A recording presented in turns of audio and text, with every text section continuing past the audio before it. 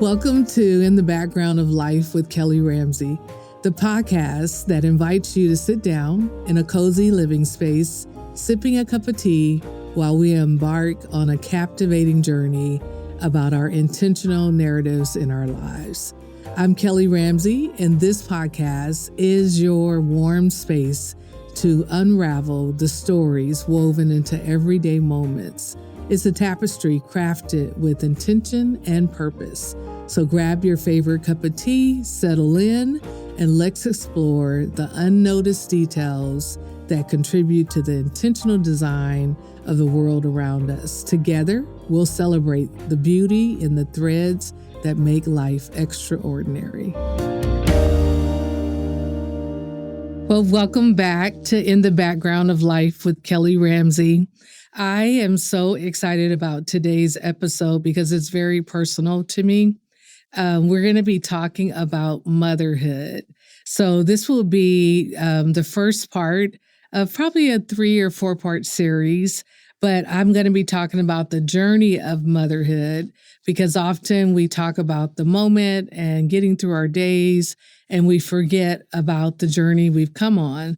And what sparked this episode's title is that my 16-year-old is turning 17. So hard to believe that that little idea that I thought about, like one day I want to be a mom, has come to fruition. And we have been existing for 17 years. Just hard to believe. So I've highlighted this month to do a picture a day leading up to his birthday. And so that has me thinking about all the things. And so that's what we're going to talk about today.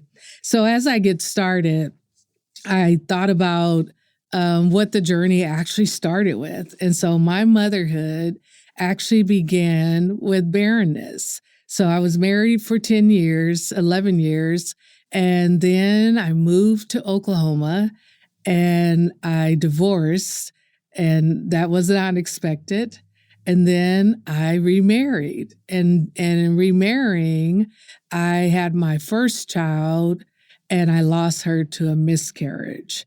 And so that was the first time that I actually realized that I could get pregnant. And it excited me, but also I was pretty sad because I was waiting to have a child, experience the miscarriage. And so that's what was going on in the background when we conceived my firstborn child. And so that was 5 years later. After the miscarriage, that was 5 years later. And in that 5 years, I had lots of ups and downs of emotions. So if you share any part of my story about being barren, about wanting children, waiting for them to come, having them in your hand, and then being responsible to raising them and nurturing them, that's a hard journey, right? So today in the background of life, we're going to talk about what it was like to be on that journey, where we are now, and some things that I've learned in the process. So let's begin. So as I had my first child, I'll give you the background. I was already in my field of early childhood education. I had taught in the classroom. I was a classroom teacher, a coach, an education manager, all the things in early childhood. I went to school, got my degree, and none of that really prepared me for motherhood. Because once my son was born, I felt so inadequate, and I felt like there were so many things I didn't know and I was trying to figure out. So in reality, we were figuring it out together. So I can remember waiting to become pregnant and being really sad and watching other women have children, still working in the field, still serving and doing the things that I did, but that there was a void there. The other thing I have to tell you is that void wasn't when I was like 20 something, it was when I was 40. So I became a mom for the second time, full-term pregnancy at 40 years old. And so let me tell you, the stigmas around that, the words and side eyes I would get about being older and not, why did I wait so long and whatnot. It was really heart-wrenching because in that time, I watched other women, younger women, teenage women, become moms, thinking about their life wasn't even fully developed or held yet. And here they are becoming a mom, putting aside their childhood, their teenage years, and becoming a mom, and how hard that would be. And so I started to reverse that thought that it was right the time and right the season for when I needed to have a child. And I was able to provide for them with my husband and provide a wealth for the generations that we would be raising. So reframing those thoughts and reframing that mindset was the first step in my pregnancy and in getting ready to give birth. So I go back to those times. So I was all into all the things. So, when you're expecting, there's so many rules to follow. Don't eat lunch meat, limit your caffeine or don't have any caffeine. I did all the things. Like I was going to follow all the rules, do what was necessary, walk, just mild walking. I didn't exercise very big, so just mild walking, but really enjoying every part of the process. And so the time came for us to deliver, and we didn't have a traditional birth. We had a C-section, and everything was just in alignment. But I remember being in the room with my husband. My mom was here. She stayed with us for 2 weeks.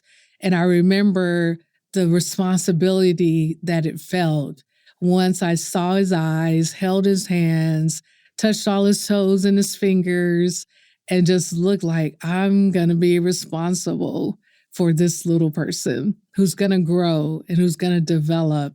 And I'll have sole responsible for making sure that happens. So just think about that, how quickly I could revert from now with my 16-year-old getting ready to be 17 to the moment when I saw him and saw his little fingers and his toes and what that meant, right?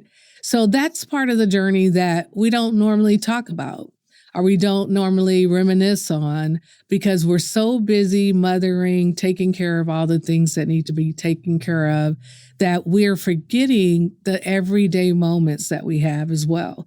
So mothering is a journey, right? It's a journey both on my side as a woman and living in society with societal norms and different myths or whatnot. It's a journey deciding when is the best time to have a family and bring our child into our lives.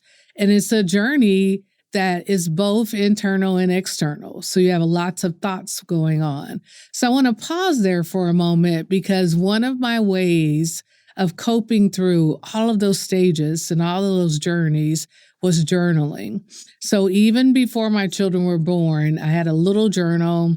I mentioned this last episode, had a little teddy bear on it, and I would write who they were going to be, what I hoped for them, what I wished for them. And so those prayers are the prayers that I wrote even for my my babe that I lost in miscarriage. Her name was Joy Elizabeth. That was her name. And so I always remember seeing her name first in that book and writing all the things that I remembered about her and what I wanted and hoped for and wished for. And then there was my second born, and then my third born.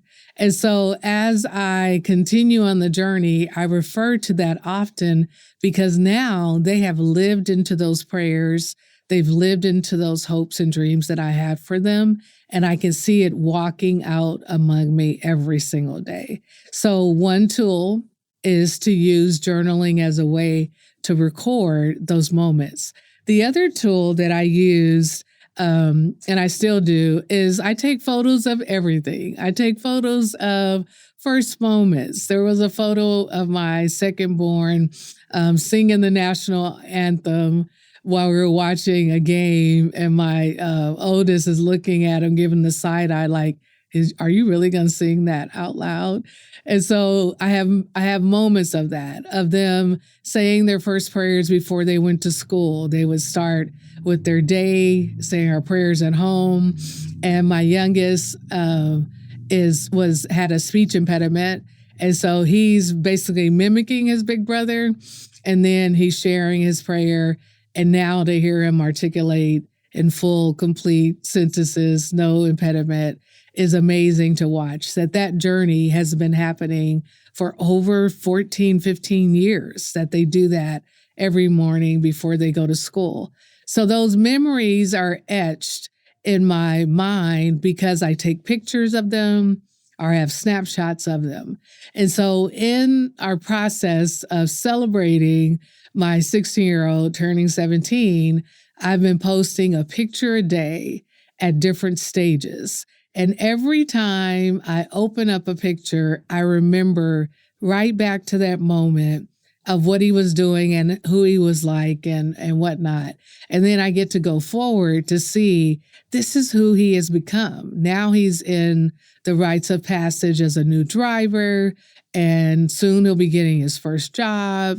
He'll be a senior next year. And so all of these moments are just coming on me at one time. And so I thought I would share, that background or backdrop of the story. So fast forward, as they were growing up in the house, two boys, just everyday life, there's practices that we used in rearing them or keeping them focused on what we want. One was having exposure to lots of different things. So if they were interested in music, we had instruments for them to play. If they were interested in reading, there were lots of books all over the house, arts and whatnot. They had materials to paint. And I distinctly remember, as I'm going on this journey with you, when my oldest was he was probably about 4 years old, and someone came to the house and he was like, they're here, because he knew they were coming. And so he greeted them at the door and he was like, come on in. And the person commented like, man, he just greets you at the door like a big person. I was like, well, he's not a big person, but this is his home and that's what he does. He greets you. And so we proceed with the night, and he's continuing to work at the table. And then he gets up and he goes to his art table, which has watercolors on it. And so the guest says, is he allowed to use that? Because he just went over there and started painting. I said, well, yes, that's his table. Those are his supplies. This is his home. This is what he does every day.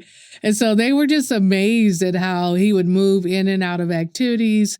He would come back to the table and talk to us. And he would just really make sure the guest was feeling at home. And so we laughed because the guest was like totally put off that here is this little person, as he called him, taking control, making sure they felt comfortable. Did they want something else to drink? Being hospitable, because that's what he had been seeing of us, right? So what your children see you do, they will also model that same thing.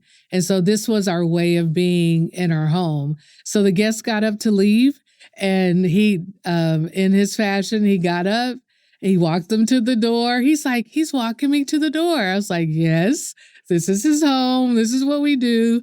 And I just chuckled at that because it was so much ingrained in what we did in our home. And we made our home fit who we were as older parents with young children, but we had values that we wanted to instill. So a part of this motherhood journey was also figuring out, what parts do I want to impart to my children? How do I want them to be and live in the world and treat others? And am I treating them in that same way, in that same fashion? So those are like key pieces of how we did our work. So at that time, he was the only child. So for 2 years, he was just the only child. And then his little brother came along 2 years later, a nice surprise. But we weren't really expecting to have two. I was just grateful I had the one, and we're continuing on this journey now with the two. So when we had the two boys, I distinctly remembering a conversation someone asked me, "How are things going?" I said, "Man, it's a lot. It's a lot to balance every day. And there's just so much that's going on that needs to be done." And my husband was like, "Oh, nothing's really changed." And I was like, "What? What do you mean nothing's changed?" Right? Because I was still, as a mom, trying to do all the things and take care of all the bases on my own without saying, "Hey, honey, can you help with this? Can you take him in to get his bath and I'll give the baby, the infant, the bottle," right? And so I had to remind myself that if I didn't open up my mouth and ask for help, that help was not coming. So a part of our motherhood journey is understanding that we still have needs that need to be met, but we also have to understand that we have to talk and collaborate and communicate about what those needs are. And so I began to see my journey very different after my second child because I knew I didn't want to get lost in just being a mother. I still wanted a career. I still wanted to do the things that brought me joy. I can remember our home. We had a Habitat for Humanity home when we first got married, and it was small, but it was very comfortable. It was just what we needed. So I remember my art area, or my quiet space, as I would call it, was an easel in the corner of the living room by the window. And that's where I would scrabble it, usually early in the morning or late at night when the house was quiet. And that's how I got in time just for me. And so I would make sure that in some part of my day, I did something that was joyful for me or brought me joy. And that looked different at every stage. So at that point, I had a 2-year-old and an infant, a newborn. And so most of our activities we did together as a family because it's too much to manage as they got older. But once the youngest was about probably 18 months old, then I felt confident enough to venture out and to go to the library or to a bookstore. And one of my favorite things is to just go in a bookstore and just experience that. So I started to give my children the experiences that brought me joy. So then what? That became their joy as well. And I found one picture of them in the bookstore. They were a lot older then, under a table reading their books. So they created their own little tent. And I'm in the area looking at magazines and walking, and I just glance up and I'm like, why are they under the table? Right? That was their cozy spot and they created it, right? That's how they did it. But we spent hours and hours at the bookstore. They had a play area so they could play, they could read books. I could get my magazines. And so one of the things we always did is the first thing we did was we would roll over because they're both in the stroller because they couldn't get out till we got to wherever we were going. And I had a double stroller. And we would roll over to the magazine section. I would grab the magazines I wanted to flip through, and then we would go to the children's section because then they could hang out and they could get out the stroller and be in the area, and I could manage it, right? So over time, I learned how to get and have outings and also include myself in it. Give me a cup of coffee on the way home, sip my coffee as we're going back home to start our evening routine. So as a mother, you have to put yourself as a priority. I know that's hard. I know it's hard when you're balancing all the different ages and the stages and just life in general. But even if you get 5 minutes, 10 minutes, that's yours to use for what you need to do is so important.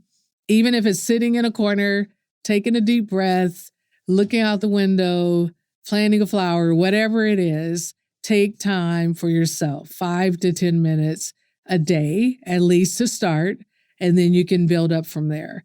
The other thing is that everything can't be consumed just about motherhood. So you need to also have time with your friends, time with your husband or your soulmate, and making sure you build in that time and have a support network to do that. So on the journey in motherhood, so important to create those milestones, to capture the memories, to make time for yourself, And then most importantly, to enjoy the journey, because it is a journey, but we can enjoy it as we're going through it. So this will be a series that we continue to delve into and continue to talk about. And even if you take, just from my story, a moment just to sit and journal, or a moment to get outside and do something, you're doing the most important thing. And it matters, because in a moment, your children will grow up. They'll be getting ready to launch. They'll be starting their senior year like mine. And you will have had all of these memories and moments captured. And all of that time, you'll be able to see the investment of what you truly invested as a mother. So I just want to just commend you wherever you are, just to encourage you, wherever you are in your journey, be present right where you are and take joy for that journey. And with that, I want to also invite you out in May 18th, 2024. We are going to have a full day of just pouring into parents, whether you're prenatally expecting a child or you're experiencing empty nests and everything in between. We're going to be talking about joyful parenting so that we can have joy in our journey as parents. Does that mean that everything is going to be perfect and pristine? No. It just means that we can take joy in the simple moments. And then when we start focusing on what we want to see more of, we get more of that. So if you focus on where's the joy showing up in our family life, in my parenting life, in my mothering, right? Where am I finding joy? And focus on that, then you'll start to get more of that joy. So in this season of my life with teenagers, my joy is coming from really having them be seen and heard, that they know they're listened to, and that they have something thoughtful and insightful to share. So I'm listening for that, and then I'm finding joy that they're articulate and that they can communicate and share those at school, at our home, at church, and in whatever communities, and that they're leaders, and that leadership has been cultivated over time. So check us out on our website, developpeople.org. There's a link for the A to Z Parenting Conference, May 18th, 2024. It's going to be at Rose State College, and we're going to have an amazing time. So until next time, we're going to continue this dialogue with part 2 of Motherhood, and we're going to be celebrating the milestones on our next episode. And so I look to see you there. Have a good one. This episode of In the Background of Life with Kelly Ramsey is brought to you by the Possibilities Podcast platform.